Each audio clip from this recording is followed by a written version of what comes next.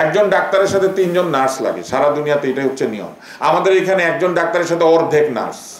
বাংলাদেশে যে নার্স, সেই নার্সের সংখ্যা ডাক্তারের অর্ধেক। এইটা তো সিস্টেমকে নিশ্চিত করতে হবে। ডাক্তার কি নার্স চাকরি দেয়, নাকি ডাক্তার নার্স তৈরি করে? সিস্টেম নার্সকে তৈরি করে।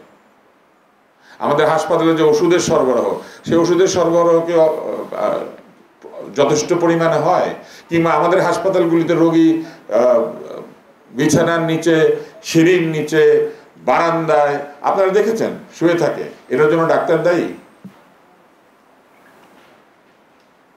এটার জন্য তো ডাক্তার দায়ী না, কিন্তু সিস্টেম এটাকে নিশ্চিত করে না। কিন্তু একটা আইন করেছে, সে আইনে বলা আছে বেশ কোনো হাসপাতালে যদি রোগী জায়গা না পায় তাহলে হাসপাতালে জরিমানা হবে।